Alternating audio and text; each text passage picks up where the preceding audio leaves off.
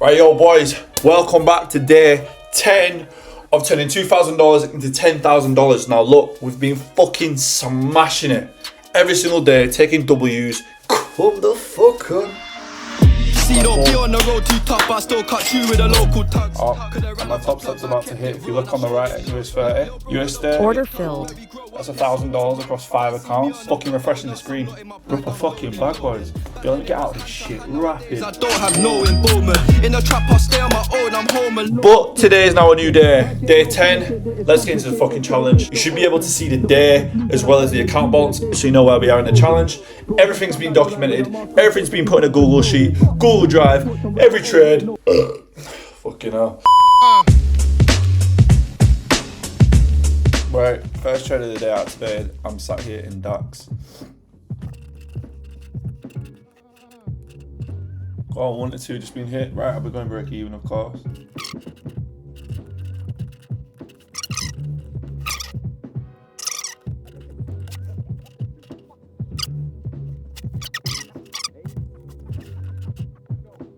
Oh, and that's it. That's it.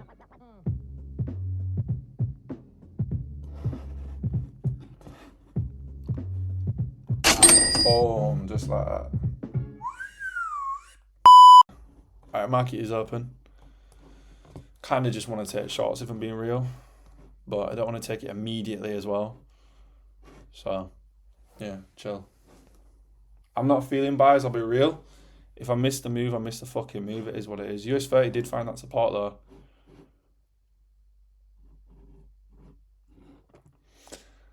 I'm not feeling buys today, boys. I'll be real. I'll take no trade at this point. Mark it out just to see how it's obviously playing out.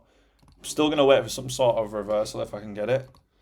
So Nasdaq is just about to hit take profit. Right, cool. Nasdaq would have hit on the fucking buy. Can't believe that. But I'll get ready to execute on US 30 at this point. Oh, I cannot believe I missed that fucking Nas buy. What the fuck?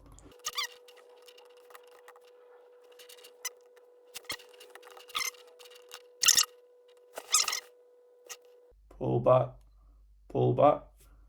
If I push, all I can do is be short now, boys. All I can do is be short. If this wants to reject, I walk away one and done and call it a day. Everyone's taking this fucking Nasdaq trade, bro, and I've just been sat here in the wind, bro. Coming up to these levels here, would we reject? It's not break even though, yeah, is it? Kind of want to go break even at this point because we're at this level here, but it's not part of my system. Alright, I'm now break even in this trade, and now I'm just sitting and waiting for it to hit these levels. Again, we got another level here where price could also reject, but we are now risk free. I'm now risk free in this trade. Stop loss is indeed set. And now I'm just letting the trade essentially play out as it should.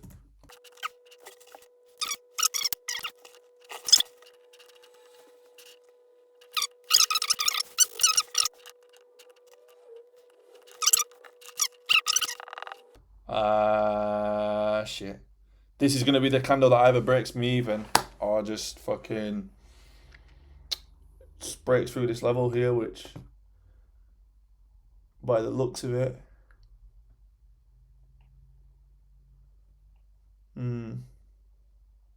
break even.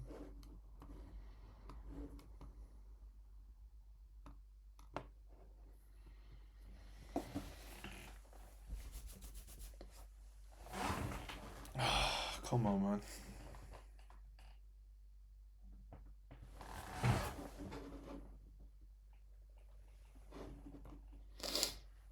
Everything in my body is wanting me to get out of this trade right now. Oh, there we go. That's what I'm talking about. Come on, push. And go back to the 5. Still the 1 minute. Alright. We're at this level now. Oh, you know what, boys? You know what? I'm setting that stop loss at fucking near enough 1 or 2 in case it's pulled back. Oh, go on, boom, boom, boom, boom. Take profit smashed. Is it gonna fucking hit or what? Boom. Oh shit, there we go. That's why you hold your fucking trade. Right then, boys, I'm going to give you guys a trade update. As you can see, the challenge started on the 22nd of July. And within the 10 trading days, today being the 10th, we have taken a winning day every single day besides one break even and one losing day. I went on tilt on that day and I made it back the day after. But nevertheless, I digress. As you can see, so far, 10 trading days, we've made 5.6k in them 10 days. Total RR on the account. This is the thing that I'm focusing on way more than the actual P&L itself. The risk reward, because once you get this number and once you get an average of how much RR you're making every single month, I can literally plod in. So understand that I've been risking, what, $200 to $250 a trade.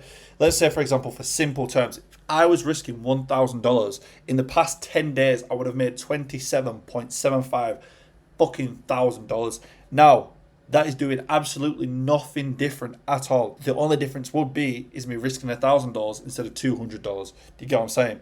So that's what I'm focusing on more so than anything during this challenge, because I know down the line when I want to go from $250 to $500, right? When I start taking 5k to 20k, and then I'll take 10k to 100k. That's what I want to know more than anything. Once I get an average of how much RR I'm making each month, that's when I can reverse engineer. Using maths, I can understand my win rate versus my RR versus the risk reward I'm going for, and literally reverse engineer and work out how much I could literally make per month. So that's going to be more important to me than anything. 80% of the days we've won. Obviously, there was one break even, one loss. We're currently 69.6% through the challenge. And the account balance is now 7,568. And that's all in 10 days, risking $200, $250. As you can see here is the equity curve. Here is the day by day. Here looking at the pairs, as you can see, UK 100 is actually my most profitable pair at the minute during this session. Then right behind it would be NASDAQ.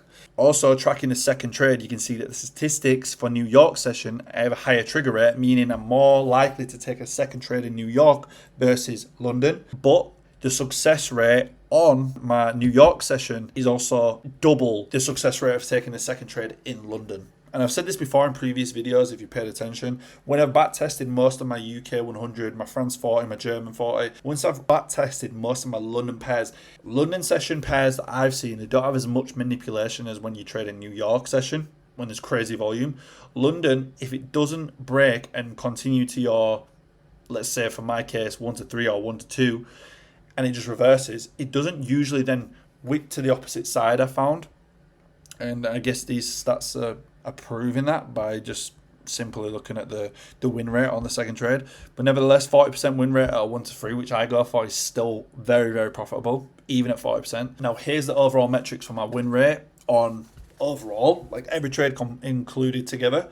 The win rate for London session, second trade, first trade, New York first trade, second trade, everything. I'm even tracking the success of the recovery on the second trade. Out of every single trade in this challenge, my New York session second trade is 83% win rate, meaning I need to either pay more attention to my first trade, my first entry, or I need to just wait a little bit longer, I would say. But overall, we're still very high, 48%. It just goes to show, boys, like even at a 48% win rate, obviously YouTubers and Instagram, it shows you all this fucking crazy shit of like 70%, fucking 100% win rates and all this shit. Bro, you don't even need that at 1 to 3 like I'm going for. Yeah, my win rate's gone down since not doing a 1 to 2, but the win rate, but the real calculation is looking at the win rate versus the risk reward, and then understanding your expectancy per trade. That's when you can understand, like, look, I can literally take 10 trades, lose 7 of them, win 3, and I'm still profitable. All we have left on this challenge, boys, is literally 2.4k. So theoretically, if we went and did the same success that we had today in London session and tomorrow in New York, we would pass this. I would literally be at 10k by Thursday. So just something to think about there. Everything that's being tracked, boys, everything. This is all literally maths, and this is to myself as well as you guys. So I hope this helps. Besides that, I'm about to have some food, and I'll upload this video, and yeah, I'll see you guys tomorrow for day 11. Let's try and get this challenge past this fucking week. That's my goal, but if it doesn't happen, so be it. I don't want to rush the process. I just want to simply follow a process. And yeah, come on the fucking boys. Lock the fuck in.